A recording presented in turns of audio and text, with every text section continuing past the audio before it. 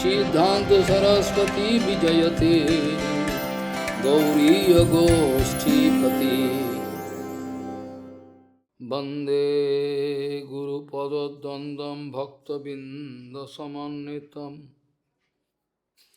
श्रीचैतन्य प्रभुं वंदे नित्यानंद सहोदितं श्रीनंदनंदनं वंदे राधिका चरणोदयं गोपीजनसमायुक्तं बिन्दावनं मनोहरम् वाञ्छाकल्पतरुवस्य कृपासिन्धुभ्यश्च पतितानं पावनेभ्यो वैष्णवेभ्यो नमो नमः मूकं करोति वाचालं पङ्गुं लङ्घयतिगिरिं यत्कृपातमहं वन्दे परमानन्दमाधवं वृन्दावै तुलसीदेव वै पिया वै केशवस्य च कृष्णभक्तिपदे देवी सत्त्ववत्त्वयि नमो नमः नारायण नमस्कृत्य नरं चैव नरोत्तमं देवीं सरस्वतीं व्यासं ततो जयो मुदीरये संकीर्तने कृष्ण कथोपदेश गौरीयपत्रस्य प्रकाशने च सदानुरक्तो गुरुभक्तियुक्तो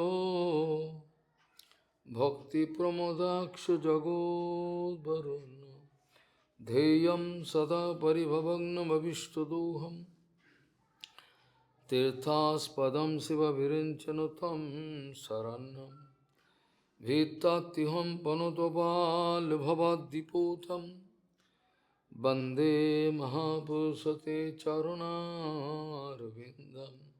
यत्पादपल्लवनखचन्दमनिच्छटाय विस्फुरजित किमपि गोपवधू स्वदर्शि पूर्णानुरागर ससागर सारमूर्ति साराधिका मयि कदा कृपां करोसि श्रीकृष्ण चैतन्य प्रभु नित्यानंद श्री अद्वैत गदाधर शिवसदि गौरभक्तबिंद श्रीकृष्ण चैतन्य प्रभु नित्यानंद श्री अद्वैत गदाधर शिवसदि गौरभक्तबिंद हरे कृष्ण कृष्ण कृष्ण हरे हरे हरे राम राम राम हरे आजानुलंबित भुजौ कनकाबदातु संकीर्तनैकपितरो कमलायताक्षो विश्वाम्बरो द्विजवरो जुगधर्मपालो वन्दे जगत्प्रियकरो करुणावतारो हरे कृष्ण कृष्ण कृष्ण हरे हरे हरे राम राम राम हरे हरे नमामि गंगे तव पादपङ्कजं सुरासुरैर्वन्दितो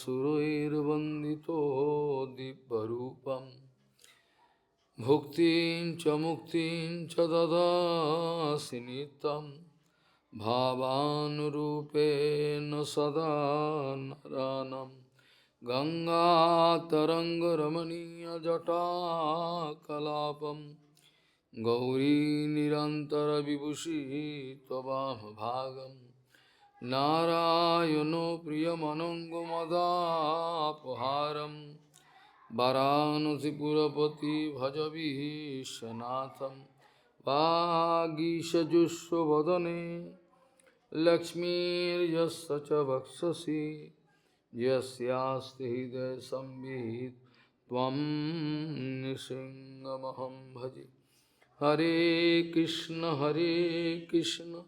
कृष्ण कृष्ण हरे हरे हरे राम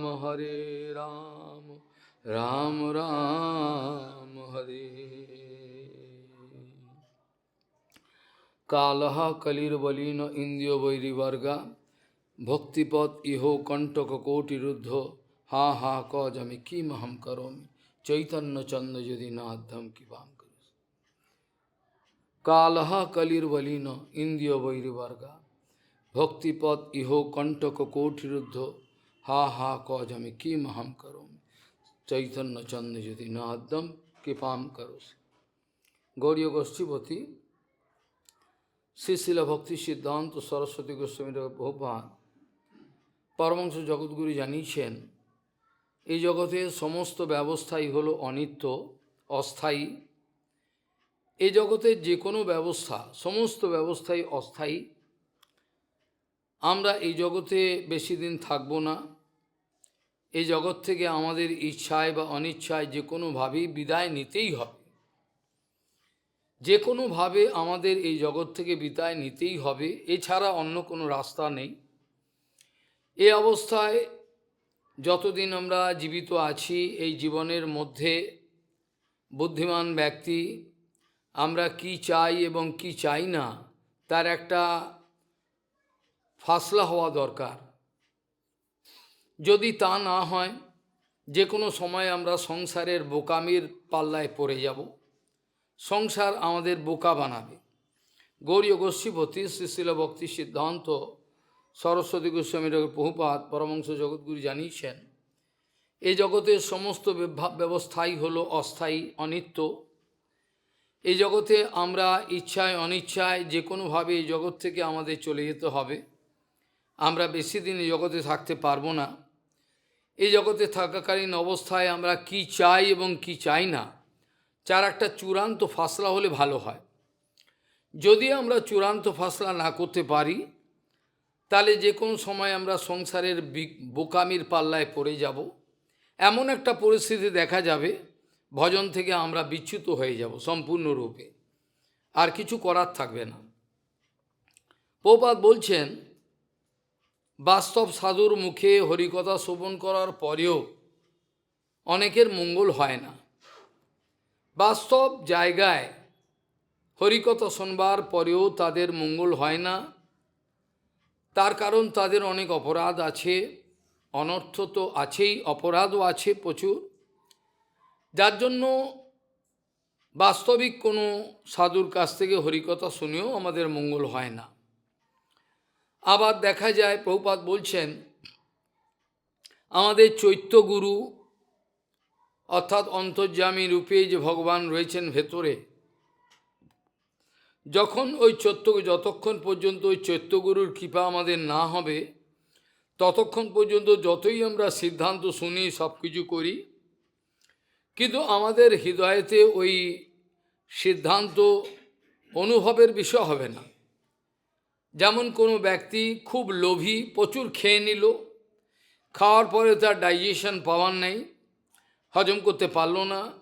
আবার হজম করার পরে অ্যাসিমিলেশন বলে একটা কথা আছে, আত্মীকরণ, অর্থাৎ খাদ্য খাবারের যে বাস্তবিক সার পদার্থগুলো আস্তে শরীরে শোষণ করে নেবে ধীরে ধীরে, তারপর আমাদের শরীরে তুষ্টি পুষ্টি এগুলো সব হয়ে থাকে। যাদের কোনোরকমভাবেই হরিকথা সিদ্ধান্ত আদি অনেক কিছু বই পড়েন, অনেক কিছু জানেন, অনেক কিছু মুখস্থ করেন, যাদের অনুভবের বিষয় এখনো হয়নি, হচ্ছে না, তাদের জানতে হবে তাদের চৈত্যগুরুর কৃপা হয় নাই, এখনো পর্যন্ত চৈত্যগুরুর কৃপা করেন। চৈত্যগুরুর কৃপা হওয়ার সঙ্গে সঙ্গে আমাদের চেতনা সঙ্গে সঙ্গে হয়ে যায়। একই কথা পূর্বে এক ব্যক্তি অনেকবার শুনেছে, অনেকবার সে শুনেছে, কিন্তু হঠাৎ কেন জানি না সেই দিন তার হৃদয়েতে একটা নাড়া দিয়ে দিল। হঠাৎ একটা এমন একটা সেন্সেশন হলো, কথাটা শুনে সেদিন তার সমস্ত কিছু বাদ চলে গেল, সমস্ত কিছু, আর তার কিছু ভাল লাগছে না। একদিন বুঝতে পারলো একই কথা অনেক আগেও হয়েছে, অনেক শুনেছেন, কিন্তু সেদিন হঠাৎ চৈত্যগুরুর এমন কৃপা হলো যাতে তার আর সংসারের আর যে সংসার মোর নাই লাগে ভালো, কাহা যাই কৃষ্ণ হেরি, এই চিন্তা, যেটা লালাবাবুর জীবনে হয়েছিল, যে লালাবাবু কোটি কোটি টাকার মালিক, কোটি কোটি টাকার মালিক, যার আবির্ভাব তিথিতে, আবির্ভাব উৎসবে, জন্মদিন উৎসবে সোনার ফয়েলে নেমন্তন্ন করেছেন ঠাকুরদা, এরকম ধরনের ধনী ব্যক্তি। সে পর্যন্ত বিষয় ছাড়া কিছুই জানেন না, কিন্তু হঠাৎ একদিন ছুটির দিনে বসে হিসাব দেখছেন ভালো করে, টাকা পয়সা আরও চাইতো। হঠাৎ তার বাড়িরই চাকরানি সেসব মেয়ের সঙ্গে কথা বলছে, অনেক কাজ করেন। হঠাৎ ওই মহিলাটা বলে উঠল, আরে দিন তো গেল, বাসনায় আগুন দেওয়া হলো না। এটা লালাবউর কানে গেল। কথাটা কিছুই নয়, বাসনা মানে হচ্ছে কলাপাতা শুকনো করে সেটা জ্বালিয়ে ছাই থেকে এবার সার্ফের মতো হয়। আমাকে ফুলের সব দিয়েছিল একবার কাপড় কাচার জন্য, ভালো খার হয়। কিন্তু এটা ওনার মানে চলে গেল চৈত্যগুরু, ওর মানে লালাবাবু অন্যমনস্ক হয়ে কাজ করছিলেন, হঠাৎ কানে এলো কথাটা, চৈত্য তো তাই, আমার 60 বছর হয়ে গেল, আমার তো কামনা বাসনায় আগুন লাগলো না, হায় হায় আমি কি করব। সেই দিনই খাতা কলম সব ফেলে দিয়ে চলে গেল। সিদ্ধ কৃষ্ণদাস বাবাজি মারে আশ্রয় পেয়েছিলেন, আর তিনিও সিদ্ধ হয়েছিলেন। এবারও আশ্চর্য বিষয়, কার কখন কিভাবে গুরু বৈষ্ণবের প্রবল কৃপা হৃদয়তে ধারণের ক্ষমতা হয়, আর সেটা না হলে পরে চৈত্যগুরুরও কৃপা হয় না। চৈত্যগুরুর কৃপা হতে গেলে আমার গুরু বৈষ্ণবের কৃপা দরকার, তা নয় চৈত্যগুরু উদাসীন থাকবেন না। প্রভুপাদ একটা ছোট্ট গল্প লিখেছেন, সুন্দর গল্পটা, এটা আমাদের শিক্ষার জন্য। সেখানে বলছেন এক ছেলে কুঁড়ে, সে ঘরেতে শুয়ে রয়েছে, ঠান্ডার দিন, দরজা কবাট সব বন্ধ করে শুয়ে রয়েছে। সকালবেলা দিদিমা ডাকছেন, ওই ওঠ, বেলা হয়ে গেল, ওঠ তাড়াতাড়ি। সে বলছে, না এখনো সূর্য ওঠেনি, এখনো অনেক দেরি আছে, আমি ঘুমোবো। বা তুই আগে দরজাটা খোল, দেখ বেলা কটা হয়েছে। ও দরজাটা বন্ধ করে রেখেছে, সমস্ত দরজা কবাট বন্ধ করে ঘরে শুয়ে রয়েছে, কাজে সূর্যের আলো প্রবেশ অধিকার পাচ্ছে না। আর সে মনে করছে এখনো সকাল হয়নি, ঘুমিয়ে গেছে, আরামে ঘুমাচ্ছি। প্রভুপাদ বলছেন, যারা এ ধরনের গুরু বৈষ্ণবের কাছে থাকেন, কিন্তু তাদের চেতনার দরজাটা বাঞ্ছাকল্প, তারা বাহ্য দৃষ্টিতে গুরু বৈষ্ণবের কাছে থাকেন, এটা লোক দেখান, কিন্তু তাদের চেতনার যে দরজাগুলো, চেতনার যে অনুভবের যে দরজাগুলো সব বন্ধ। এই অবস্থায় যদি আমি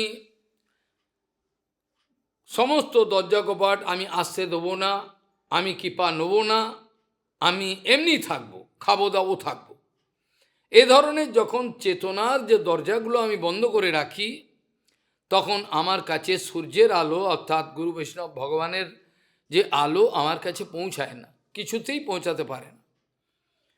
ভক্তিপথের কথা বলতে গিয়ে গুরুবর্গ প্রভুপাদ ভক্তিবিনোদ ঠাকুর এতটাই সাবধান বাণী উচ্চারণ করেছেন, এটা কল্পনা করা যায়।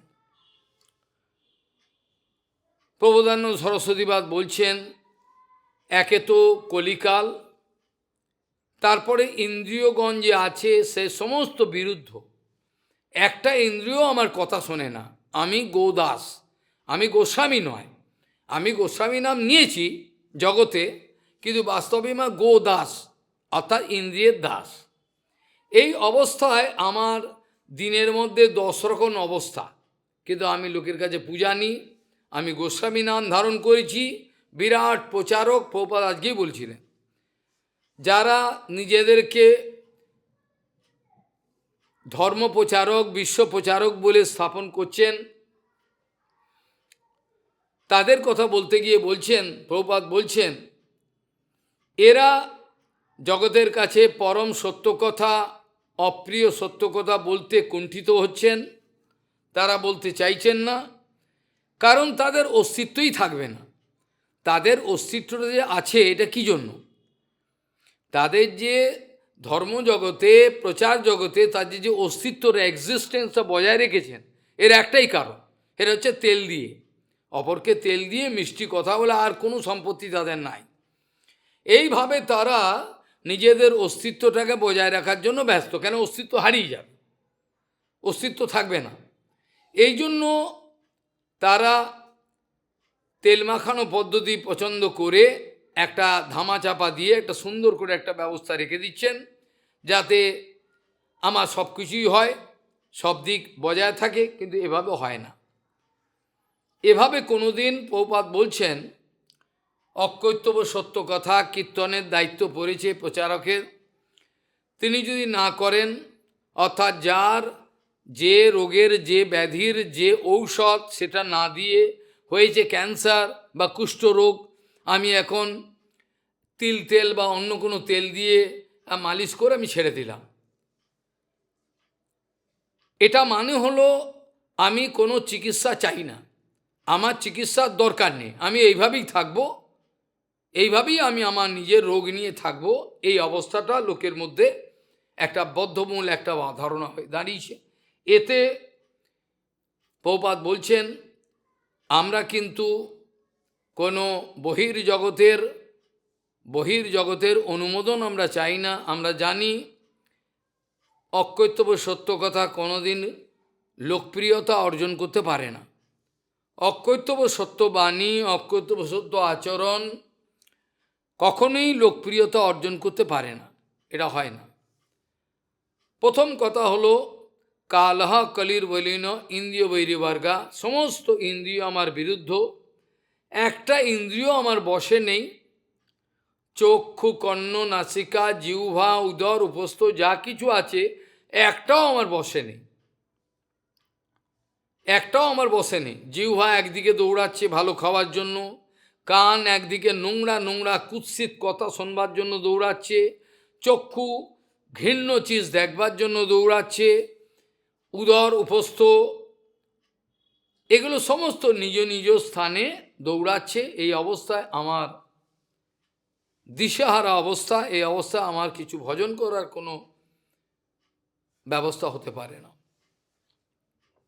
এই অবস্থায় একটা দিশাহারা অবস্থায় রয়েছেন। তারপরে কথা হলো, কালহ কলির বলিন ইন্দ্রিয় বৈরিবর্গা, আর ভক্তিপথের মধ্যে কাঁটা বেছানো আছে, কোটি কোটি কাঁটা, একটা দুটো কাঁটা নয়। ব্রজমণ্ডল যারা পরিক্রমা করেছেন, আমি জানি না কে করেছে, তারা জানেন কত হালে কত চাল। প্রত্যেকটা জায়গায় যাবে, গোখরু কাঁটা পায়ে ফুটবে, আর ওরে বাপরে বলে বসে পড়বে। আসলে দেখা যাবে কত ক্ষমতা, কত কৃষ্ণের প্রতি ভালোবাসা, ধামের প্রতি ভালোবাসা, সব বোঝা যাবে। প্রত্যেকটা পদে পদে পা ফেলবে, কাঁটা তলায় পড়বে। এই অবস্থায় ভক্তিপদ আমাদের কোটি কোটি কাঁটা বেছানো, এখানে কেউ জয়যুক্ত হয়ে যাবে এটা আশাই করা যায় না। হ্যাঁ, তার মধ্যেও যদি যার প্রচুর পরিমাণে কৃপা লাভ করেছেন, গুরুবল আছে, প্রচুর পরিমাণে তিনি গুরু বৈষ্ণবের সেবা করেছেন, নিরভিমান অবস্থা, যত সেবাই করুন তার লজ্জায় মাথা নিচু হয়ে যায়, যেটা গুরুবর্গের হয়েছিল, আমি কোনো সেবা করতে পারলাম না, এইটা আমার দুঃখ রয়ে গেল, আমি কোনো সেবা করতে পারলাম না গুরু বৈষ্ণবের, এই যে একটা খেদ, এটাকে বলে দৈন্য। ছিল সনাতন গোস্বামী পাদ বৃহৎ ভাগবতামৃততে লিখেছেন যে আমাদের দৈন্য এবং ভক্তি একে অপরের প্রপোর্শনেট, অর্থাৎ যে পরিমাণে যার ভেতরে দৈন্য জাগ্রত হয়েছে সে পরিমাণে জানবে ভক্তি জাগ্রত। যার ভক্তি আছে তার দৈন্য আছে।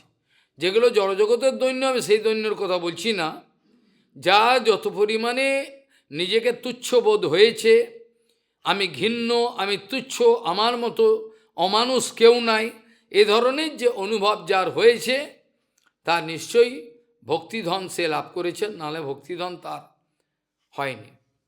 ভক্তিপদ ইহ কণ্টক কোটিরুদ্ধ বলতে প্রচুর, অনেক পরিমাণ, প্রচুর বিভিন্ন রকম ভক্তির বিভিন্ন রকম বিরোধী বিষয়গুলো আছে, প্রচুর পরিমাণ।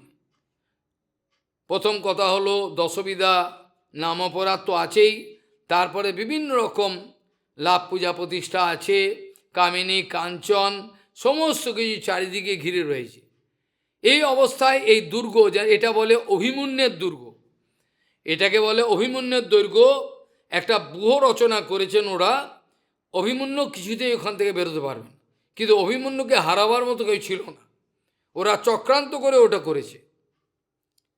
অভিমন্যুকে হারাবার মতো শক্তি ছিল না, বয়স অল্প, 18-20 বছর বয়স, কিন্তু ওর মতো ও ঠিক জয় খেয়ে বেরিয়ে যেত, কিন্তু ওকে বেইমানি করে সবাই একটা চক্রব্যূহ করে ওকে ওকে মারলো এই অবস্থায়। তো আমরা এরকম একটা ভয়ঙ্কর একটা চক্রব্যূহের মধ্যে পড়ে গেছি। প্রতি পদে আমাদের আকার আকৃতি দর্শন, এটা মেয়ে ছেলে, এটা বেটা ছেলে, এটা কুৎসিত, এটা সুন্দরী, বিভিন্ন রকমের আমাদের এই চক্রব্যূহের মধ্যে টাকা পয়সা প্রতিষ্ঠা। আর আরেকটা কথা হলো এই গুরুত্বপূর্ণ, সেটা হলো একটা মিথ্যাকে ঢাকবার জন্য একটা মিথ্যাকে ঢাকবার জন্য 1000 মিথ্যার দরকার হয়। সামান্য একটা মিথ্যা, এই মিথ্যাটাকে ঢাকবার জন্য, শাক দিয়ে মাছ ঢাকবার জন্য প্রচুর মিথ্যার দরকার হয়। আমাদের শাস্ত্র বলছেন, যদি একমাত্র যোশীর সঙ্গ হয়ে যায়, তাহলে বাদ বাকি কিন্তু অন্য দোষগুলো এমনি চলে আসবে। এটা জড়িত। কোনোদিন কোনো খারাপ কাজ আমি করি নাই, একবার খালি সামান্য একটা যোশী, ব্যাস তার সঙ্গে সঙ্গে মিথ্যা চলে আসবে, বাটপাড়ি, বঞ্চনা, অনেক রকম মিথ্যা সমস্ত চলে আসবে। এমনই একটা বিষয়। এই জন্য শাস্ত্র বলছেন যে এর চেয়ে বড় ভয়ঙ্কর আর সঙ্গ হয় না। সবচেয়ে ভয়ঙ্কর সঙ্গ ন তথাস্য ভবেদ বন্ধ বন্ধশ্চ অন্য প্রসঙ্গত যশির সংজ্ঞাদ যথা পুংস তথা তৎসঙ্গী সঙ্গত। এগুলো নিষ্ঠুর কথা নয়, এগুলো হলো ঔষধ, এগুলো হলো অপারেশন। আমি অপারেশন করব, দায়িত্ব পড়েছে, কিন্তু রুগী ঝাঁপিয়ে উঠবে, তার ভয়েতে আমি অপারেশন করব না, তত হয় না। রোগী ঝাঁপিয়ে উঠবে, অপারেশন করতে দেবে না, কিন্তু আমাকে তো অপারেশন করতেই হবে, তার রোগ তো ভালো করতেই হবে, এটাই তো আমার দায়িত্ব পড়েছে।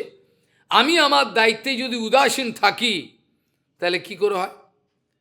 একটা পুলিশ সুপার, যখন রাজ্যপাল বসে রয়েছেন, এটা এসছিল নিউজে, রাজ্যপাল ডায়াসে কথা বলছেন, আর ওই ছাগল পুলিশ সুপার ও কি করছেন, ও মোবাইল দেখছেন সুন্দর করে। পরে যখন উনি দেখতে পেলেন, তাকে এত ভৎসনা করলেন সবার সামনে যে আপনার লজ্জা হওয়া উচিত, ল্যাপস অফ ডিউটি। রাজ্যপাল ওইখানে ডায়াসে, ওখানে লোকের সামনে ওকে গালাগাল দিলেন, মানুষ আপনি তো এই দায়িত্ব পালন করার জন্য এসছেন, তা আপনার কি হলো? দায়িত্বটা পালন করছেন না আপনি, এটা কি দেখা আপনার দায়িত্ব? এটা আপনার কাজ, এটা আপনার কাজ, এই জন্য আপনি এসছেন। এইভাবে তাকে ভৎসনা করলো, মাথা নিচু করে রয়েছে। তো এরকম আমাদের সাধু হিসাবে যে কর্তব্য, সেটা কি না, প্রত্যেককে এক এক করে চুলের মুঠি ধরে সংসার সাগর থেকে তোলা, প্রত্যেককে এক এক করে করুণা করে, ভালোবেসে, দয়া করে, স্নেহ করে তাদের জীবাত, ওরা উঠবে না। মাছ বুঝতে পারছে জাল চুপ করে চলে যাবে, তার মধ্যেও যে কোনোভাবে জাল বিছিয়ে ওদেরকে তুলতে হবে, তুলে ভগবত ধামে পাঠাবার মতো দয়া করতে হবে। এ না করলে আমরা সাধু বলে পরিচয় দিতে পারবো না, আমাদের সাধু বলে পরিচয় দেওয়ার অধিকার নাই। সেই জন্য বলছেন, এত বড় বন্ধন অন্য কিছু তো হয় না।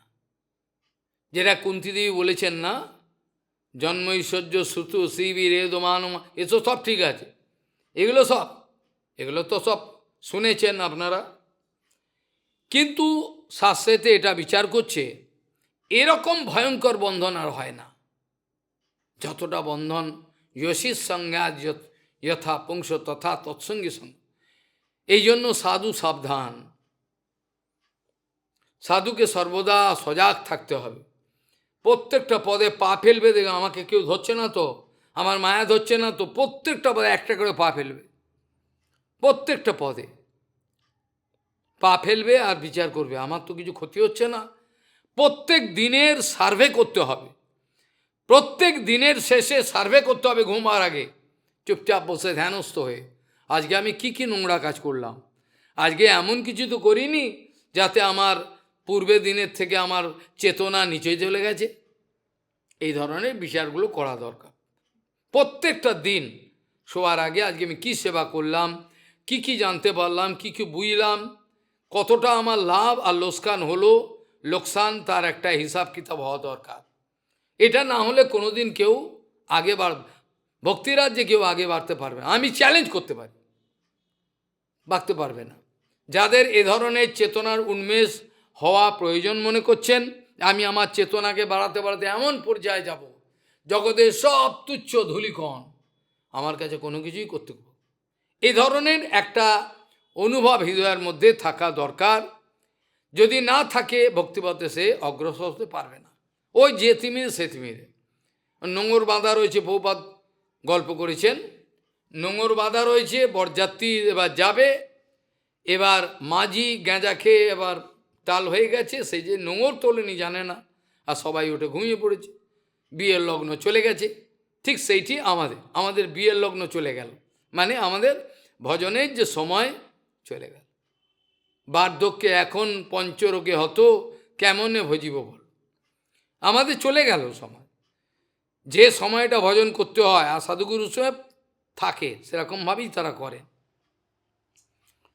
প্রত্যেকটা মুহূর্ত আমাদের ভজনের কাজে লাগাতে হবে, প্রত্যেকটা মুহূর্ত শুধু নয়, প্রত্যেকটা ফ্র্যাকশন অফ সেকেন্ড। এ ধরনের বিচার যার নাই প্রভুপাদের আনুগত্যে, তার পক্ষে সম্ভব না। ওই জন্য বলছেন ন তথাস্য ভবেদ বন্ধ, ভবেদ মানে বিধিলিঙ্গ, এতটা বন্ধন কিছুতেই হবে না। ন তথাস্য ভবেদ বন্ধ, বন্ধস্য অন্য প্রসঙ্গত, অন্যান্য প্রসঙ্গগুলো আমাদের বন্ধনের কারণ হয়। টাকা পয়সা অনেক কিছু আমাদের বন্ধনের কারণ হতে পারে, বিভিন্ন রকমের উচ্চকুল, তারপরে ভালো আমাকে দেখতে শারীরিক সামর্থ্যতা, সেগুলো থাকতে পারে, জন্ম উঁচুকুলে, ঐশ্বর্য স্রোতশ্রী, সেগুলো থাকতে পারে, সেগুলো বন্ধন, সবই বন্ধন। জগতে একবার একটু মাত্র যদি অভিমান প্রকাশ করি, সেটা আমার বন্ধনের কারণ হয়। তারা জগৎ থেকে মুক্ত হতে গেলে সম্পূর্ণ অভিমান মুক্ত না হলে কেউ কোনোদিন জগৎ থেকে যেতে পারবে না। অভিমান মুক্ত না হলে কোনোদিন যেতে পারবে না।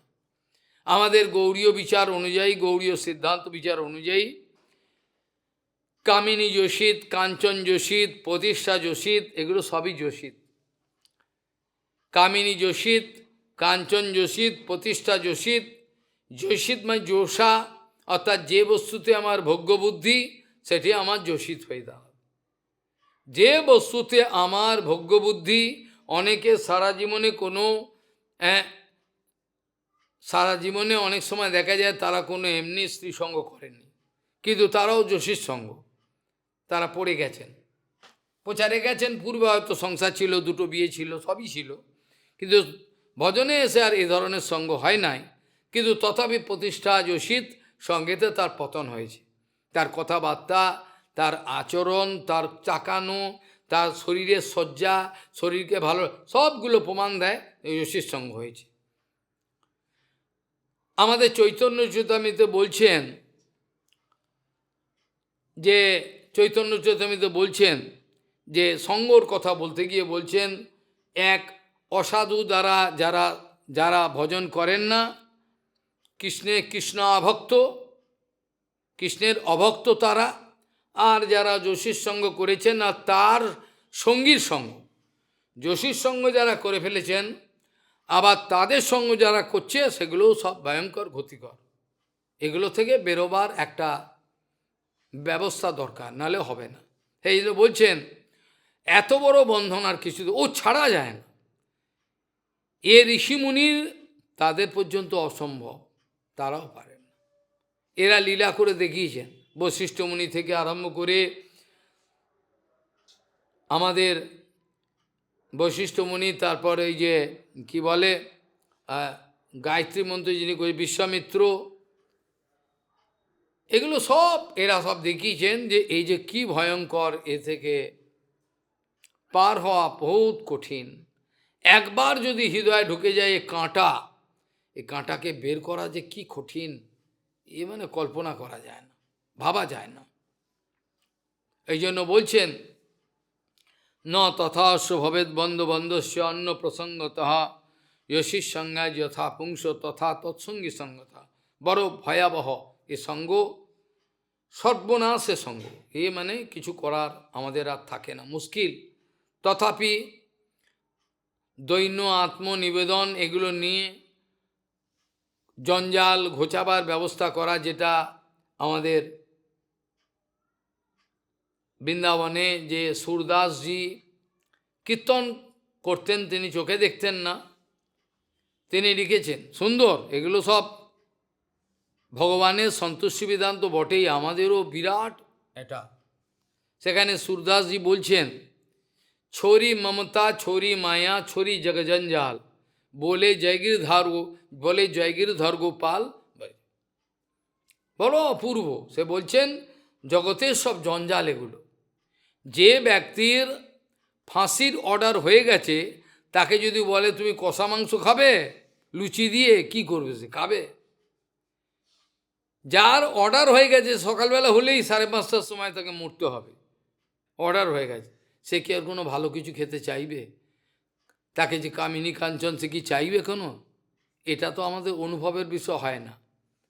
আমরা অনুভব করতে পারি না, আমাদের মায়াদেবী গিলে রেখেছে, রাঘব বোয়ালের মতো গিলে রেখেছে। আমরা কিন্তু যত দিন যাচ্ছে, যখন থেকে জন্মেছিলাম, রাঘব বোয়ালের মতো আমাদের গিলে যাচ্ছে। কিন্তু ভয়ঙ্কর কাল, এই কাল আমাদের গ্রাস করছে, আর গ্রাস করার কিছুটা বাকি রয়েছে, মাথার বুক পর্যন্ত হয়তো বাকিটা গিলে ফেলেছে। এই অবস্থায় আমি কি করে জগতের কোনো ভোগ্যবস্তু আমি সুখকর মনে করতে পারি? এটা ভাবা যায় না, এটা কল্পনা করা যায় না কি করে আমি সুখকর মনে করব, যেখানে চোখের সামনে দেখছি সব একে একে চলে যাচ্ছেন। বাবা চলে গেল, মা চলে গেল, ভাই সব একে একে চলে যাচ্ছেন জগতে, চোখের সামনে দেখা যাচ্ছে। কিন্তু তারপরেও আমার চেতনা হচ্ছে, চোখের সামনে দেখলাম মাটা কি করে মরে গেল, বাপ কি করে চলে গেল, সব চোখের সামনে দেখ, তারপরে আমার চেতনা হচ্ছে না যে জগৎটা ভোগের ভোগের আগার নয়। এই জগৎটা ভোগের আগার তারা মনে করবে যারা হরিভজনে যোগদান করেন নাই, আর হরিভজন করেও যারা অপরাধ করেছেন তারা।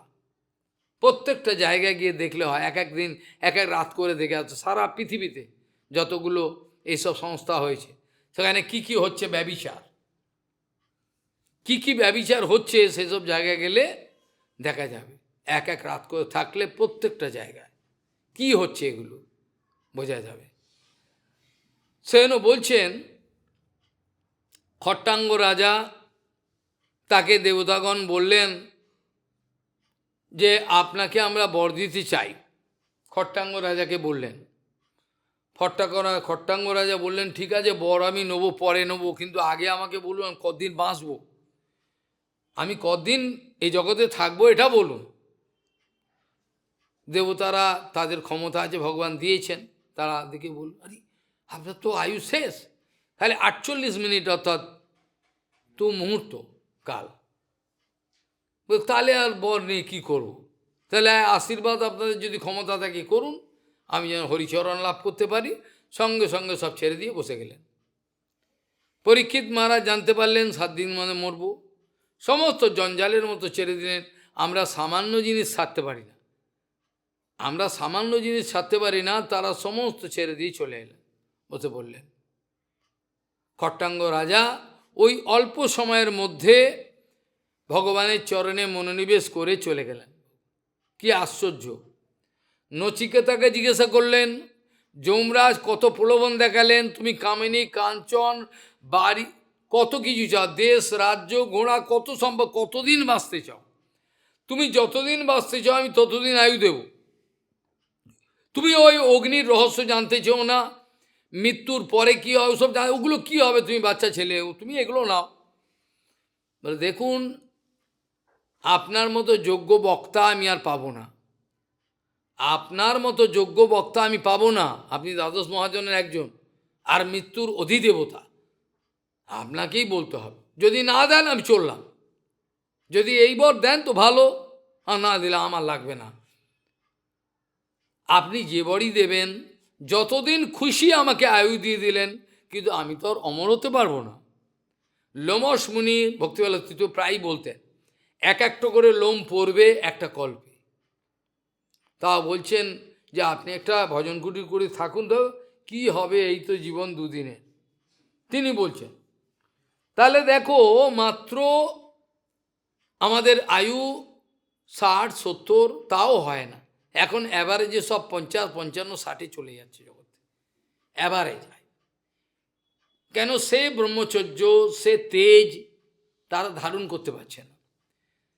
আমি অনেককেই বলেছি, কম করে 12 বছর যদি কেউ ব্রহ্মচর্য পালন করতে পারে, লিখে নিক ডায়েরিতে, বেশি না 12 বছর, 12 বছর ব্রহ্মচর্য পালন করার পর আমার কাছে আসুক, তারপর দেখে তার তেজ গা দিয়ে যেন জ্যোতি বেরোচ্ছে। কিন্তু পারবে না, তারা পারেই না, তাদের সে ক্ষমতা নেই, সে ধৈর্য ক্ষমতা, সে ধৃতি তাদের নাই। তা আমি কি করব? আর যতক্ষণ পর্যন্ত ব্রহ্মচর্য তাদের পারফেক্ট না হবে, সে ব্যাপারে আমি যদি সপ্তম স্কন্ধ থেকে ব্যাখ্যা করতে আরম্ভ করি, সবাই উঠে পালাবে, শুনতে পারবে না, এত কঠোর। সেগুলো পালন করার পর তাদের এই ধরনের পাওয়ার দেখা যাবে, বিশাল তাদের চেতনার উন্মেষ, সব কিছু হবে। এর আগে হওয়া মুশকিল। প্রহ্লাদ মহারাজকে কত বরের কথা প্রার্থনা করলেন, প্রহ্লাদ মহারাজ নিলেন না। নিলেন কি? কত নৃসিংহদেব বললেন, কিছু তো নাও, কিছু তো মাও, আমি বরদর্শব, বরদাতাগণের মধ্যে আমি শ্রেষ্ঠ, তোমাকে যদি কোনো দেবতা আদি বর দেয়, সে বর তো আমার থেকেই নিয়ে দেয়, আমার পাওয়ারেতে দেয় তারা বর, আমি অনুমোদন করি বলেই তো দেয়। কি করবে? নাও কিছু বর, বর নিলেন না। শেষে এমন চালাকি করলেন, ভগবানের কথাটা মর্যাদা রক্ষা করলেন, করে এমন কথা বললেন, বলছেন তাতে ভগবান বুঝতে পারলেন আমার ভক্ত কত চতুর হয়। চারিদিকে কামিনী কাঞ্চন হা হা হি হি, তার মধ্যেও সে স্থির থাকতে পারে। শ্রীল বামন গোস্বামী মহারাজ বলছেন, তোদের এত হইচয়ের মধ্যে আমি নির্জনে থাকতে পারি। এর মানে এটা কেউ বুঝল না। এটা গুরু কৃপা ছাড়া সম্ভব হয় না। প্রবল গুরু কৃপা যাদের হয়েছে লাভ, প্রবল গুরু কৃপা তারই সম্ভব, এ নালে এ কথা সিদ্ধ হতে পারে না। প্রহ্লাদ মহারাজ নৃসিংহদেবকে বোকা বানালেন। কি বললেন? কামানাম হৃদয় সংগ্রহ ভবতস্তু বিনয়বরম, আমি আপনাকে যে এই বর চাইছি, হৃদয়ে যেন, হৃদয়ের মধ্যে যেন কামনার অঙ্কুরোদ্গম না হয়। কামনা তো দূরের কথা, কামনার জন্য কেন অঙ্কুরোদ্গমও আমার হৃদয়ে না হয় ভগবান। মানে আমাদের হৃদয়ে যদি কেউ বলে দূষিত কি করে হয়, শাস্ত্র বলছেন দূষিত হয় কামেতে। মানুষের যে শরীর মন যে দূষিত হয়ে যায়, এটা কামেতে। যখন কাম বর্জিত হয় তখন সে নির্মল হয়। আর নাহলে 10 বার চান করলেও সে পবিত্র হতে পারবে না। 10 বার যদি চান করে কাপড় পাল্টা কিছু হবে না। যার মন নির্মল হয়ে গেল সে পবিত্র। আর চোখে সর্বদাই দেখতে পাবে পতিত পাবন জগন্নাথের যে সিংহদ্বারে যে মূর্তি, ওটাকে দর্শন করবে, করে সর্বদাই পবিত্র থাকতে পারবে। সে এতটাই পবিত্র থাকবে, যে কোনো মুহূর্তে রাত্রির 12টা 1টায় জেগে কোনো জিজ্ঞাসা করলেও সে বলে দেবে। চেতনা এত গাঢ়, সবসময় চেতনা, ঘুমিয়ে ঘুমিয়ে চেতনা থাকে, পূর্ণ চেতনায় অধিষ্ঠিত। পূর্ণ চেতনায় অধিষ্ঠিত না হলে পূর্ণ চেতন বস্তুর ভজন করা যায় না। পূর্ণ চেতনায় অধিষ্ঠিত না হওয়া পর্যন্ত পূর্ণ চেতন বস্তুর ভজন করা সম্ভব হয় না। তবে প্র্যাকটিস হবে, প্র্যাকটিস হলো মাত্র, আর কিছু নয়।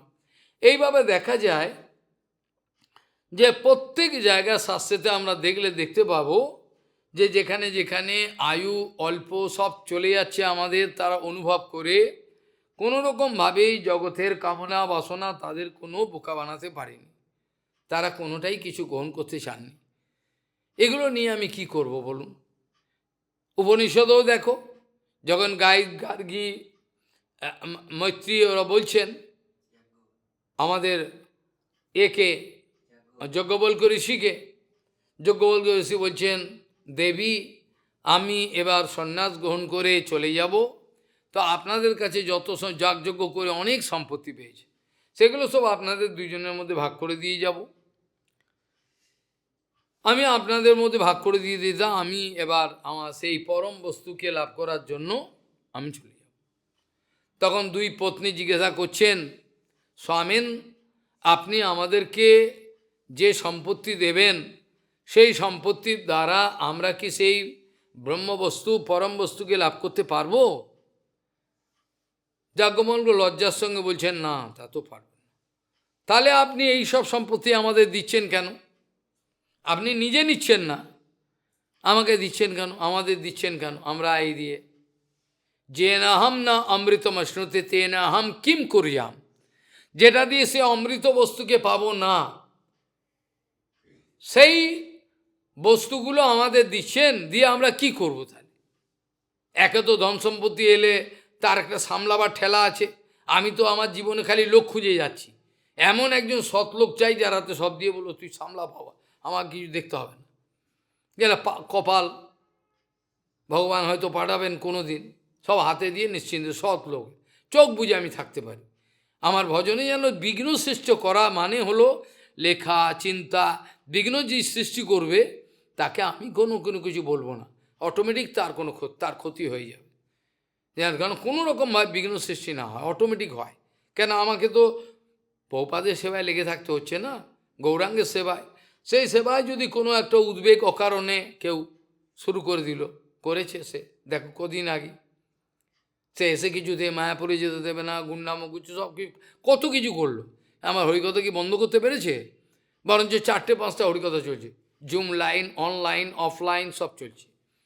একটা বারও লোকে বুঝতে পারেনি এই লোকটাকে খুন করবে বলছে, গুন্ডা লাগিয়ে দিয়ে কিছু বুঝতে পারছে না, তার টেনশন ফ্রি। কারণ আমি তো জানি একজন আছেন, তিনি তো দেখছেন না সব কিছু, তার উপরে আমি আর কি করব, তিনি তো দেখছেন সব কিছু, তা আমার দায়িত্ব তার। আমি যদি নিজের দায়িত্ব নিজে নিই তাহলে আমার দায়িত্ব, আমার ভগবান তোর দায়িত্ব তুই নে, তুই যখন নিজের চিন্তা ভবিষ্যৎ চিন্তা করছিস তা তোর চিন্তা তুই কর, আমার আর দরকার নেই। ভবিষ্যতের চিন্তা যাদের তার চিন্তা তারা কর, তাদের ত্যাগী হতে পারবে না, তার ত্যাগী হওয়ার কোনো অধিকার নেই। এই জন্য দেখা গেল প্রহ্লাদ মহারাজ পর্যন্ত বলছেন, আমার হৃদয়ে যেন কামনা বাসনার কোনো অঙ্কুরোদ্গম পর্যন্ত না হয়। কারণ হৃদয়ে মলিন কখন হয়? যখনই কাম উৎপন্ন হয়। এমন কোনো ঋষিমুনি নেই, এমন কোনো ঋষিমুনি জগতে নাই যে এই ভয়ঙ্কর এই সব কামনা বাসনার কথা শুনবে করে সে সাবধান থাকতে পারবে, একটাও নেই। আজ পর্যন্ত কোনো ঋষি মুনি কেউ নেই। যার জন্য মহাপ্রভু বলেছেন, মহাপ্রভু এই জন্য আমাদের সাবধান করেছেন, মহাপ্রভু এই জন্য আমাদের সাবধান করেছেন, নিষ্কিঞ্চনস্য ভগবত ভজন উন্মুখস্য পারং পরং জীগ মীশ ভবসাগরস্য সন্দর্শনম বিষয়ানাম অথ যশিতানঞ্চ হা হন্ত বিষভক্ষণত্ব অসাধু।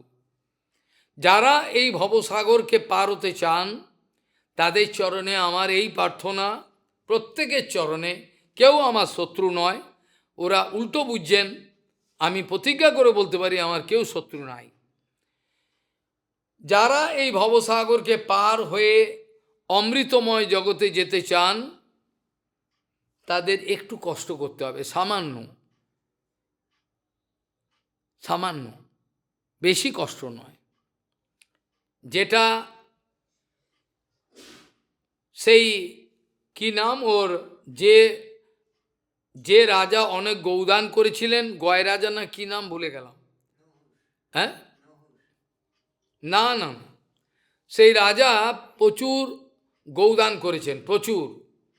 একদিন একটা গৌ ভুল করে আর একটা ব্রাহ্মণের বাড়িতে চলে গেছে, ওই যেটা কিকোলাস হয়েছিল,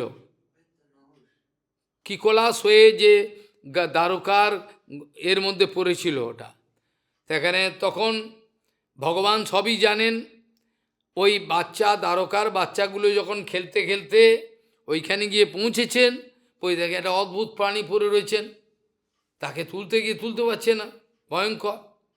ভগবানকে গিয়ে খবর দিলেন, ভগবান সবই জানেন, আগে থেকেই নির্মাণ করে রেখেছেন। সেখানে গিয়ে ওখানে দেখছেন নিগরাজা, তার নাম হলো নিগরাজা। ভগবান সবই জানেন। নিগরাজা ওখানে গেছেন, দিয়ে বলছেন তাই তো, এখানে কোন প্রাণী? পা দিয়ে আস্তে করে ওকে আস্তে আস্তে তুললেন ওপরে। ওইটাই তার মঙ্গলের রাস্তা ছিল। ওকে পা দিয়ে তুললেন, পায়ে স্পর্শ হওয়া, পাদস্পর্শ হওয়ার সঙ্গে সঙ্গে নগরাজা সুন্দর রূপ ধারণ করলেন, যেমন পূর্বের উচ্চ সোনার গয়না আদি সব। ভগবান জেনেও ইচ্ছে করে আপনি কে, আপনার পরিচয় কি বলছেন। তখন নিগরাজ বলছেন, ভগবান বোধহয় আপনি আমার নাম দানিগণের মধ্যে অগ্রগণ্য হিসেবে শুনে থাকবেন, আমার নাম হলো নিগরাজ। হ্যাঁ হ্যাঁ তাই তো, আপনার নাম নিগরাজ। আমি আপনার এই অবস্থা হলো কি করে? বলে আর বলবেন না, এটা দুর্ভাগ্য আমার। আমি জীবনে সোনার পাত দিয়ে মোড়ানো সিং এইভাবে অনেক অনেক অজস্র গৌমাতা আমি দান করেছি, দুগ্ধবতী গোমাতা। কিন্তু দুর্ভাগ্য, একদিন ভাগ্যের পরিহাস, আমি ব্রাহ্মণকে দলে দলে গরু দান করি। একদিন আমার দান করা গরু একটা ব্রাহ্মণের গৃহ থেকে অন্য ব্রাহ্মণের ওখানে চলে গেছে। কি করে গেল আমি তা জানি না, আমি তার জন্য দায়ী নয়। কিন্তু যাওয়ার পরে সেই ব্রাহ্মণ রেগে গিয়ে আমার কাছে এসে বলল, নিগরাজ এ কি আপনার ব্যবহার? আপনি আমাকে এই গোমাতা দান করেছেন, সেখানে অন্য ব্রাহ্মণের বাড়ি। রাজা বলছেন আমি তো তা জানি না। তা ঠিক আছে, যাক, একটা গৌ নিয়ে আমি আপনাকে আরো 100টা দিও না, ওই গই চাও। এইভাবে দুই ব্রাহ্মণের লড়াই। শেষে অজান্তে কিছুই করেন। তার জন্য যখন নিগরাজ যখন গেলেন শরীর ছেড়ে উপরে, তখন যমরাজ জিজ্ঞাসা করছেন যে এর সব কাহিনী বলো। বলছে অজস্র পূর্ণ, বহু, মানে কল্পনা করা যায় না। তবে হ্যাঁ, একটা আছে, একটা ড্রব্যাক আছে। কোনটা আগে নেবেন আপনি? বলে আগে আমি ওই খারাপটাই আগে নিয়ে ঝামেলা মেটাই, এই ধরনের অবস্থা। তাহলে নিগরাজ তার এই গতি হলো, কি ভয়ঙ্কর গতি, এই কল্পনা করা যায়। আমাদের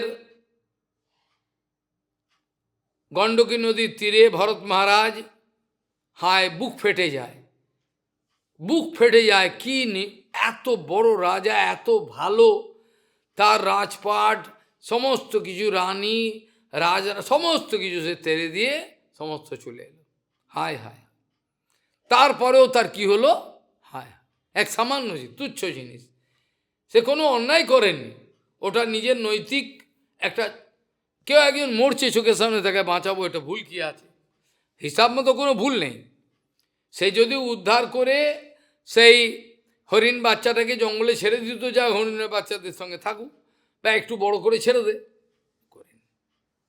একটা সামান্য ভুলের অভিনয়, বিশ্বনাথ চক্রবর্তী ওটা ভুলের অভিনয় করেছেন, তাতে তার খেসারত দিতে হলো।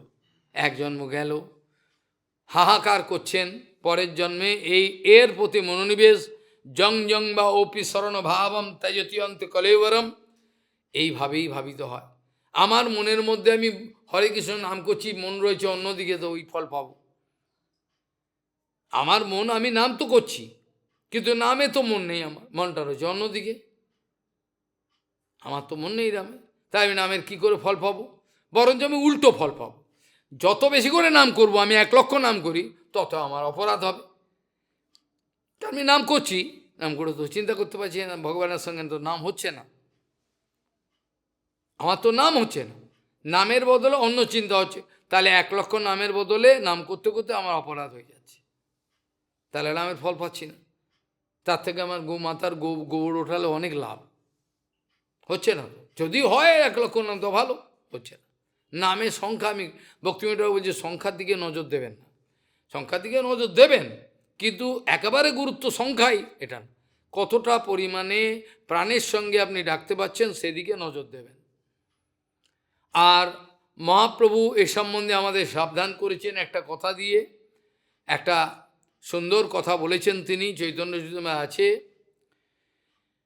বলছেন এক গৃহের কাজ করে কোনো বাহ্য দৃষ্টিতে তিনি সতী, আসলে সতী না, অসতী।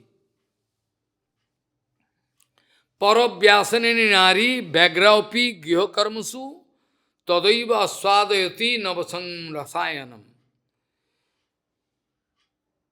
যার যে স্ত্রী স্বামীকে ঠকাবার জন্য বাইরে সংসারে সব কাজ করছে, বাচ্চাকে আমাকে জল দিচ্ছে, স্বামী জল খাবার দিচ্ছে, টিফিন গুছিয়ে দিল, অফিস যাবে, কিন্তু তার মন পড়ে রয়েছে কিন্তু তার কিন্তু হিরোর দিকে। কত অজস্র এরকম কেস দেখলাম, মন পড়েছে ওখানে, সে সতী নয়, কিন্তু বাইরের দৃষ্টিতে দেখাচ্ছে আমি সতী। এই জন্য ভাগবতের দুটো কথা বলছে, সতীমতী অসতীমতী। আমাদের মনটাই বেশ্যার আচরণ করতে পারে, আবার আমাদের মনটাই সতী আচরণ করতে পারে। মমক্ষর মতিম সতীম যশদি বাসুদেবে, কালকে যদি হয় আলোচনা করা যায়। তাহলে সেখানে এই কথা বলছেন মহাপ্রভু, পরব্যাসনী নারী, ব্যভিচারে লিপ্ত কোনো নারী, সে বাইরের দৃষ্টিতে সংসারের কাম গুজাচ্ছে, সব কাপড় ঘুরছে, এ করছে, সবই করছে, কিন্তু তদৈব আস্বাদয়তি নবসঙ্গ রাখা, ভেতরে কিন্তু ওই নব সেই হিরোর সঙ্গ অনুভব করছে, মাঝে মাঝে মুচকি হাসছে, একা একা একা ঘরে, বুঝতে পারছি এখন আজকে কী কী রসের কথা হবে, এইসবগুলো চলছে। এইভাবে মহাপ্রভু জানিয়েছেন যে আমাদের যদি গোপিকাগণের আনুগত্যে এই বিচারটা আসে, মানে এই বিচারটা জড়জগতের ক্ষেত্রে ঘৃণ্য হয়ে যাচ্ছে, ঘৃণ্য, এইটাই যদি রিভার্স করে দিই, অর্থাৎ রিভার্স বলবো না, এটা রিভার্স, ওইটাই রেকটিফাই করে দিই, তাহলে ঠিক এই ধরনের বিচারটা আমাদের রাখতে হবে গোপিকাগণের। বাইরে আমরা সংসারে সব করছি, কিন্তু অন্তরে কৃষ্ণের চিন্তা, বুঝা গেল? যেটা আমি এখন বললাম সেটা হচ্ছে বিকৃত, কিন্তু ওটাকে যদি সোজা করে দিই, অর্থাৎ এইটি আমাদের ভক্তের জীবনে হওয়া দরকার, এটা হচ্ছে সোজা। লোকে বলবে ওটা সোজা, ওটা সোজা না, ওটা উল্টো, এটা পারভার্টেড।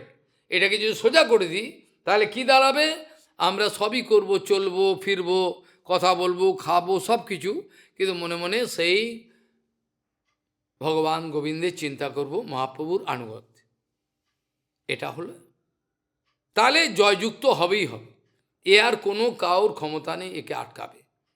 কিন্তু আমাদের উল্টো হয়, আমরা বাইরে সতীগিরি দেখাই আর অন্তরেতে অসতী, যার জন্য আমাদের মঙ্গল হয়। সবচেয়ে গুরুত্বপূর্ণ বিষয় হলো যে আমাদের নিষ্কপট হওয়া দরকার, একটাই কথা, আমাদের নিষ্কপট হওয়া দরকার, এইটি হলো সবচেয়ে গুরুত্বপূর্ণ কথা। এটা না হলে ভবসাগর পার হয়ে, যারা এই জগতে ভবসাগর পার হয়ে অমৃতময় জগতে প্রবিষ্ট হতে চাইছেন, তাদের ক্ষেত্রে এটা সবচেয়ে গুরুত্বপূর্ণ বিষয়, এটাকে যেন উপেক্ষা না করে। সবচেয়ে বড় গুরুত্বপূর্ণ, গৌরাঙ্গ মহাপ্রভুকে সন্তুষ্ট করতে গেলে কামাতীত ভূমিকায় আমাকে যেতে হবে। অপরকে বাঁচাতে গিয়ে যদি আমি পড়ে যাই তাহলে লাভ হল, যেটা সেদিনকে আলোচনা করা হয়েছিল। সংযম ন কুর্যাদ প্রমদা সুজাতু যোগোশ পারম পরমারুরুক্ষু সৎসেবয়া প্রতিলব্ধ্যাত্মকামম বদন্তি ইয়া নিরয়দারুমস্য। সংযম ন কুর্যাদ প্রমদা সুজাত, যাতে মনের মন্থন হয়ে যায়, আমাকে গুরু বৈষ্ণবকে লাথি মেরে চলে যেতে হয়, এরম কাজ যেন আমি না করি। আমার অনন্তকাল প্রভুপাদ বলছেন আমার নরকে থাকাও আমি অনুমোদন করতে পারি, কিন্তু আমার যেন এরকম দুর্ভাগ্য আমার না হয়। মনকে পুরো মন্থন করে দেবে, যে মন স্থির করতে কোটি কোটি জন্ম লাগে, যে মনকে স্থির করতে কোটি কোটি জন্ম কেটে যায়, মন স্থির করা যায় না, সেই মনকে আমি কি করে উত্তেজিত করে দিলাম, হায় হায়, কোটি কোটি জন্ম লাগে, মনকে স্থির করা যায় না। কোনো লোক দেখাও মন স্থির করেছে, একমাত্র শুদ্ধ গুরু বৈষ্ণব ছাড়া। মন স্থির, যা বলবে তাই শুনবে, কুত্তার মতো এই ওঠ, উঠবে, বস, পালতু কুত্তা, এ সম্ভব নয়। কালকে পারলে আরও আলোচনা এই বিষয়ে হলে ভালো হয়, তাতে আমাদের ভজনের বিঘ্নগুলো চলে যাবে। প্রথম থেকেই আমরা যদি অ্যালার্ট হয়ে যাই, যেমন অনেক আগে আমি এই 11 স্কন্ধে আলোচনা করেছিলাম, ভগবানের ইচ্ছায় যদি গৃহস্থ ব্যক্তি জাগ্রত থাকে আর সেখানে যদি চোর আসে, গৃহস্থ যদি এই এরম করলে চোর কী করলে পালায়। চোর আর চুরি করতে পারে কি? চোর চোর ডাকাত কেউ আসতে পারে, চিৎকার করলো। এই জন্য অ্যালার্ট থাকতে হয়, এতটাই অ্যালার্টনেস যেটা কল্পনা করা যায় না। যখন ব্রহ্মচর্য চরমে যায় তখন তার অ্যালার্টনেস এমন হয়, উত্তর পশ্চিম পূর্ব দক্ষিণ উপর নিচে কোথায় কী হচ্ছে সব দেখতে পায়, সে অনুভব করতে পায়। কিছু বলে না, সময় মতো বলে, কিন্তু দেখতে পায়, সব অনুভব করতে পারে গুরু কৃপায়। আমরা বিগত দিনের আলোচনাতে ভাগবতের 11 স্কন্ধের চতুর্দশ অধ্যায়েতে এসব আলোচনা করছিলাম। সেখানে ভগবান বলছেন, দুর্ভাগ্যবশত দেখো উদ্ধব, কালের এমনই গতি, যদি কোনোদিন ভগবান তোমাদের চোখ খুলে দেয়, তাহলে এই চোখে দেখবে খালি সংসারের ন্যাকেট, সংসারের অবস্থাটা, কালের গতি প্রবাহ চলে যাচ্ছে, একটা সেন্সেশন জাগবে। এই রাত হলো, এই দিন হলো, এই আবার রাত হলো, আবার দিন হলো, এই বছরটা এই গেল, হে কি এই সেবা করতে করতে বছর চলে গেল, হায় ভগবান। এই ধরনের অনুভবটা দরকার, প্রত্যেক মুহূর্তে চলে যাচ্ছে, কাল চলে যাচ্ছে। যেটা আমরা ইংরেজিতে ছোটোবেলায় পড়েছিলাম না, time and tide wait for none. কাল এবং টাইড মানে ঢেউ, যা কিছু হয় নদীর, কোনোদিন এ দাঁড়াবে না, এ চলে যাবে। ওই জন্য দিব্য চক্ষু খুলে দেখতে হবে, এই কালের গতিতে সব এক একজন সব প্রলয়ের কালে ঢলে পড়ছে। নিজের শরীরটার দিকেও তাকাও, 10 বছর আগেকার ছোট থাকলে দেখবে, এখনকার ফটো দেখবে, আবার 10 বছর পরে দেখবে, পরিবর্তনগুলো দেখবে, তাহলে বুঝতে পারবে এই সংসার অনিত্য।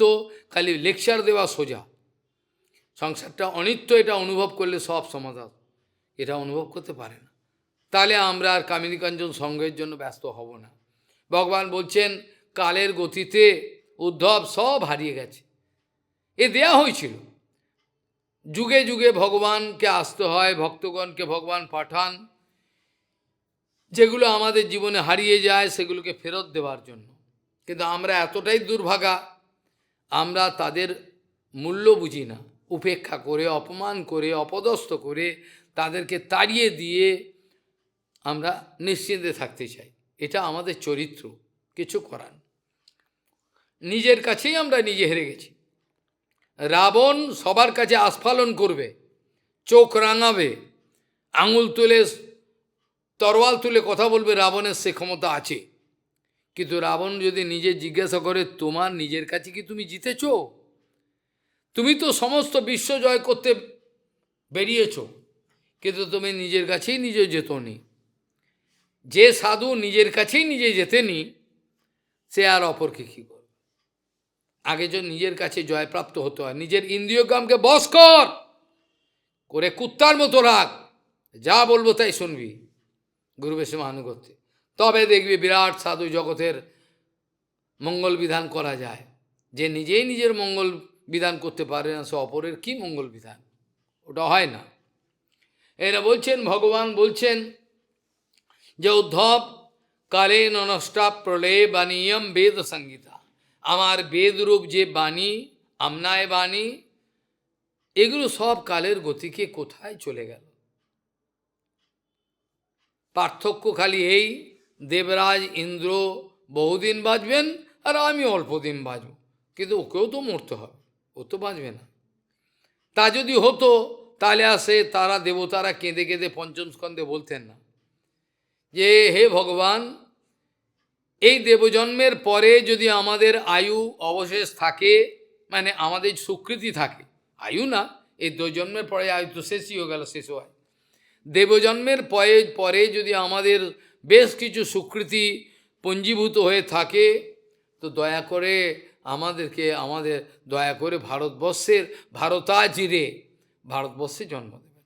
আমরা সেখানে জন্মে সেখানে হরিভজন করব, চারিদিকে মন্দির মঠ, চারিদিকে সাধু সন্ন্যাসী, অবশ্য এখন সব কপট, সব কলিকালে সব ঘুরছে, কিছু করার নেই। এর মধ্যে ভক্তিবিনোদ ঠাকুর অনেকবার জানিয়েছেন, হে মহোদয়গণ, সাধু সর্বকালই পৃথিবীতে আছেন। ভক্তিবিনোদ ঠাকুর বলছেন, হে মহোদয়গণ, সাধু নেই তা হয় না, সাধু চিরকালই জগতে আছেন, খালি আমরা আমাদের কপটতাবশত সাধুকে চিনতে পারি না বলে সাধুসঙ্গ দুর্লভ হয়ে যায় আমাদের কাছে।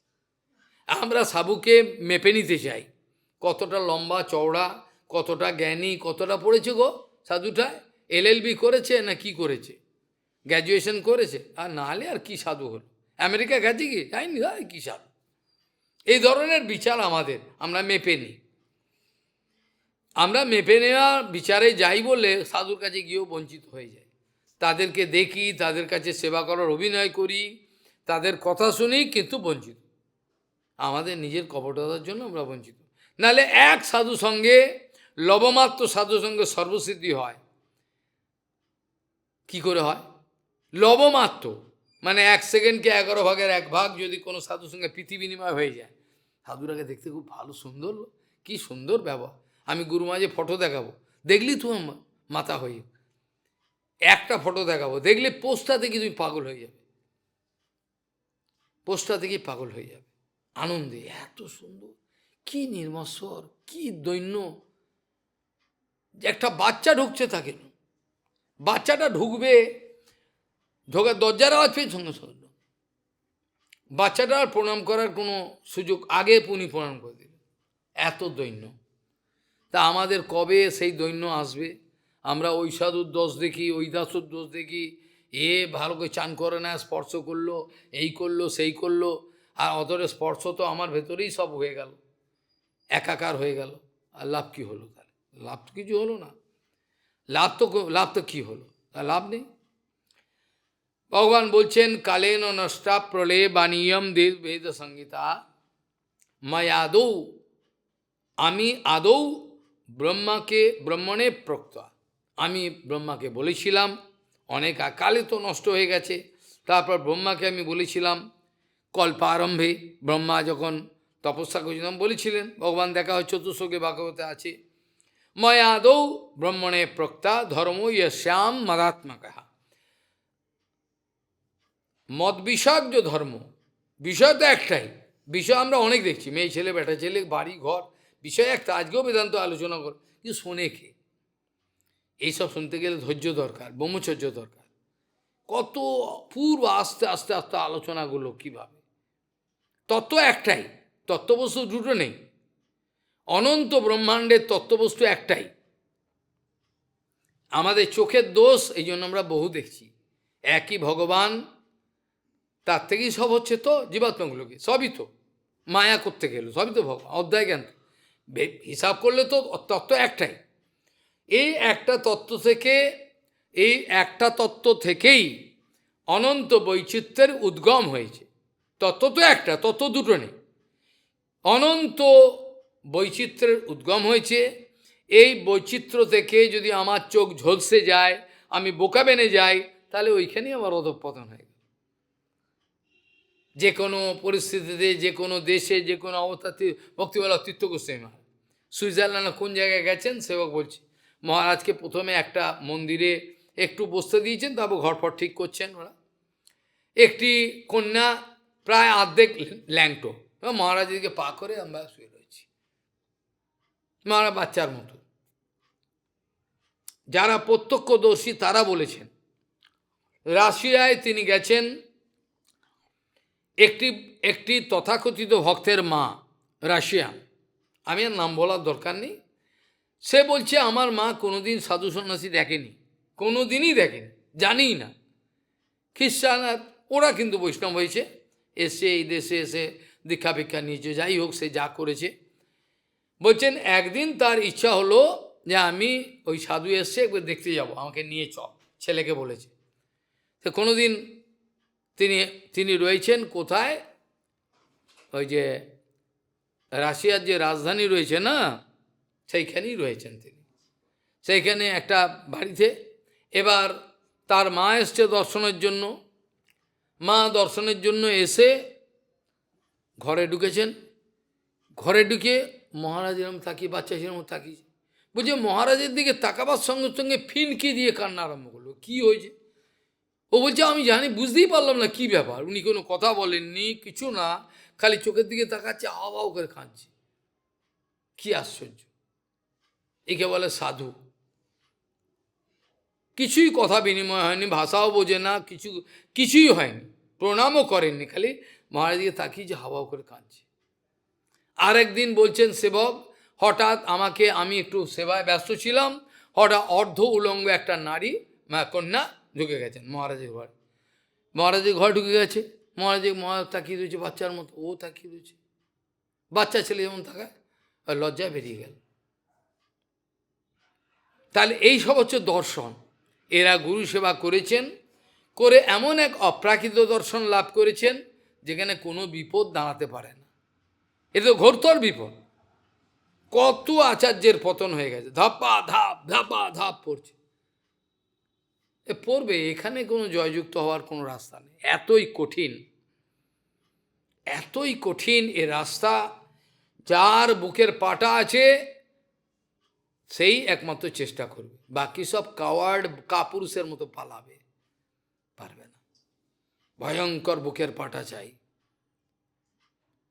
হিমালয়ের ওই ভয়ঙ্কর ওই অবস্থা, কার বুকের পাটা? যার সবচেয়ে শরীরের শক্তি, যে একটা ঘুষিতে দেয়াল ভেঙে দিতে পারে, যাকে 3বার সাপে কামড়েছে, গল্প বলেছিলাম না? আমাদের কাছে আসবার সময় 3বার রাস্তার মধ্যে ক্ষেত দিয়ে দৌড়াচ্ছে রাত্রে, না বলে 3বার, মরেনি। ওই জন্য গুরুমার নাম দিয়েছেন এটা অদ্ভুত, দুর্দৈব মোচন। শুনে অবাক, 3বার কিচ্ছু হয়নি। কে গুরুমা যে উদ্দেশ্য দৌড়াচ্ছে তো যাবে বলে, বৈষ্ণবের উদ্দেশ্য সবই মঙ্গল হয়। তা সে কী হলো, সে আমার সঙ্গে হিমালয় গেল আমাদের সঙ্গে, কি গিয়ে ওই দেখে, তোমরা মর্গে যাও, মিদনাপুরের ছেলে, তোমরা মর্গে যাও, তোমরা মরো, তুই বাঁচ, তাহলে যা লাল বাবার আশ্রমে থাক, চা খা, গরম চা, দুধ তো আর দেবে না, গরম চা খা, আমরা যাই পরে, আমরা পরে আসবো 2 দিন পরে। কতখানি বুড়ের পাটা, যেখানে যে কোনো সময় পড়ে যেতে পারে, এই খাড়া, পড়ে গেলাম। ভগবানের চায় বেঁচে রয়েছি, গুরুমায় বাঁচিয়ে রেখেছে। পড়ে গিয়ে পা পিছলে যাচ্ছে, কিছু হচ্ছে না, আটকে যাচ্ছে, গুরুমায় বাঁচাচ্ছেন। এইভাবে দেখা যায় যার গুরুবল আছে তার পৃথিবীর কাউর কোনো ক্ষমতা নেই। ভগবানও তার ক্ষেত্রে মাথা নিচু করেন, যে যেখানে গুরুবল আছে কিচ্ছু করতে পারে ভগবান, আমার কিছু করার নেই, গুরুবল আছে। গুরুরূপে আমিই তো কৃপা করেছি, আমি আমার নিজের কৃপাটা ভাঙবো কী করে? হবে না। তাই জন্য বলছেন যে ভবত, এখানে বলছেন কালেন নষ্টা প্রলয়ে বাণীয়ম বেদ সংগীতা ময়াদৌ ব্রহ্মণে প্রত্যা। আমার সংক্রান্ত যে ধর্ম, মত সংক্রান্ত অর্থাৎ ভাগবত ধর্ম, এটা আমি বলেছিলাম ব্রহ্মাকে। আর ব্রহ্মাকে বলার পর ব্রহ্মাও আবার অন্য কাউকে, নারদকেও দিয়েছিল, সেটা আমি ভাগবতে বলেছিলাম, কিভাবে প্রচার করবে, কোনো একদিন আলোচনা করব। বলছে তেন, তো মানে তার দ্বারা, অর্থাৎ ব্রহ্মাকে তেন প্রক্তা চ পুত্রায় মনবে পূর্বজায় সা। এই ভাগবত ধর্ম অর্থাৎ এই বিদ্যা, এটা তার পুত্র মনুকে দিয়েছিলেন। তত ভৃগবাদয় অগৃহ্ণন, অগ্রিণ্যন মানে পাস, আর তারা নিয়েছিলেন। ভৃগবাদয়, ভৃগু আদি এরা সব তার থেকে নিয়েছিলেন। তত ভৃগবাদয় অগ্রিণ্যন সপ্ত ব্রহ্মর্ষয়, সপ্তর্ষি আদা এরা সব এগুলো তার থেকে নিয়েছেন। নিয়ে এইভাবে পারম্পর্যক্রমে আস্তে আস্তে জ্ঞান প্রবাহ করে নেমে আসছে নিচে। তেভ্য, তাদের থেকে, পিতৃভ্য তৎপুত্রা দেব দানব গুজকাহা মনুষ্যা সিদ্ধ গন্ধর্বাহা স্বিদ্যাধরশ্চরণাহা, এরা সব আস্তে আস্তে এই ভাগবত ধর্মবিদ্যা তাদের সবাই যে গ্রহণ করে এমন নয়, মানে এই মনুষ্য জাতির মধ্যে এই ধর্ম প্রচার হয়েছিল। সিদ্ধ গন্ধর্ব বিদ্যাধর এরাও কিছু কিছু সবাই জেনেছিল, সবাই জেনেছিল এমন কোনো কথা নয়, কিন্তু পিতৃপুরুষ তার থেকে দেবগণ, গৈহক আদি, গৈহক কাহা মানে হচ্ছে যারা অলকপুরীতে থাকে, শঙ্করের সেবা করে তারা, এদের মধ্যে অনেকে জেনেছিলেন। তারপরে মনুষ্য সাহা, তারা মনুষ্য সাহা মানে মানবগণের মধ্যে এটা প্রচারিত হয়েছিল। সিদ্ধ গন্ধর্বাহা স্বিদ্যাধরশ্চারণাহা কিং দেবাহা কিন্নরা নাগা নাগা রক্ষক কিম পুরুষাদয়। এদের অনেকেই, এদের মধ্যে সবাই নয়। এই যে বললো রাক্ষস, আরে রাক্ষস ভাগবত রাক্ষসের মধ্যে পেয়েছে, পাইনি? বিভীষণ পেল, অনেক পেয়েছে। আর ওষুধদের মধ্যে পেয়েছে, বললি মহারাজ, এ তো অনেক আলোচনা করেছিল, আগেও বলা হয়েছিল। বহব মৎপদম প্রাপ্ত্যা ত্রষ্টা ত্রাষ্ট কয়া ধবাদয় বিশ্বপর্বা বলির্বাণময়শ্চত বিভীষণ সুগ্রীব হনুমান নিক্ষ গজ গিদ্ধ বণিক পতঃ। এইভাবে দেখা যায় বিচার করে গজ গিদ্ধ সব পেয়েছে। তাদের সবাই যে পেয়েছে এমন কোনো কথা নেই, গন্ধর্ব মধ্যে কেউ কেউ পেয়ে গেছে, প্রচারিত হয়েছে তাদের। এই জন্য বলছেন যে কিং দেবাহা কিন্নরা নাগা আর রক্ষ কিম পুরুষাদয় আর বহবস তেষাম প্রকৃতয় রজস সত্তম তম ভূবহ।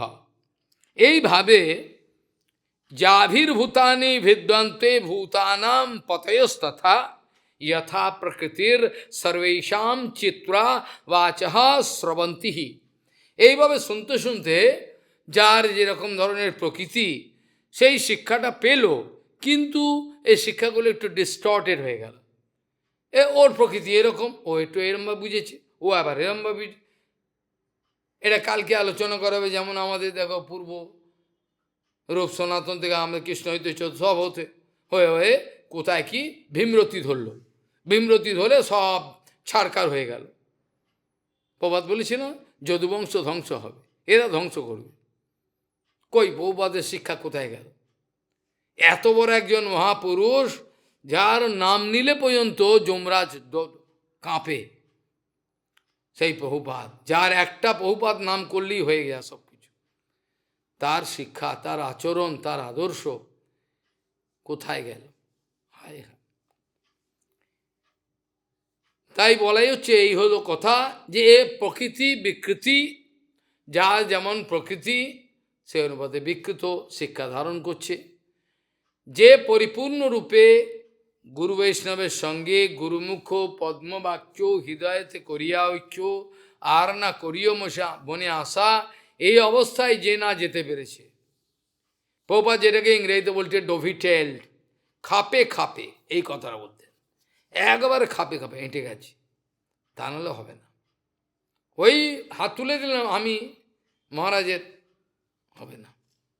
প্রক্সি দিলে হবে না, সম্পূর্ণ হৃদয়ের সঙ্গে একাকার হয়ে যেতে হবে, হারমোনি। গুরুদেব চিন্তা করছেন অনেক দূরে, ওর মধ্যে এই ভাবনা চলে এলো, ও প্রেরণা দিয়ে দিল, ও কিন্তু বলেনি এসে, এইভাবে হয়ে যায়। তাই বলছেন কিং দেবাহা কিং কিন্নরা নাগা রক্ষ কিং পুরুষাদয় বহবস্তেষাম প্রকৃতয় রজসত্তম বভু যাভির্ভূতানি ভিদ্যন্তে ভূতানাম পতয়স্তথা যথা প্রকৃতি সর্বেষাম চিত্রাবাচঃ স্রবন্তি। এইভাবে বিভিন্ন রকম পর্যায়ে ভৃগু প্রভৃতি প্রজাপতিগণের নিকট তাদের পুত্র পরম্পরা, দেব দানব গুহ্যক মনুষ্য সিদ্ধ গন্ধর্ব বিদ্যাধর চারণ দেবতুল্য এক প্রকার দিব্যাসী মানুষ, কিন্নর নাগ রাক্ষস ব্রাহ্মণ কিং পুরুষ, এরা সেই বেদ জ্ঞান পেয়েছিল, কম বেশি পেয়েছিল। যথাসম্ভব সত্য রজ তমগুণের যেমন যেমন যার যেমন আধার আছে, পাত্রতা, সেই রকমভাবে যথাসম্ভব সত্য রজ তমগুণ জাত ওই সকল প্রাণীর প্রকৃতি বহু ভিন্ন আকারে পরিণত হয়ে গেল। একই শিক্ষা, কেউ ভয়ঙ্করভাবে গ্রহণ করছে, কেউ ভীষণভাবে, কিচ্ছু করার নেই, কিচ্ছু করার নেই। এইভাবে দেখা যায় তাদের ভিন্ন ভিন্ন বিচার চলে এলো। যে সকল বেদবাণী দ্বারা সাধারণ ও বিশেষ জীবের ভেদ হয়েছে, একটা সাধারণ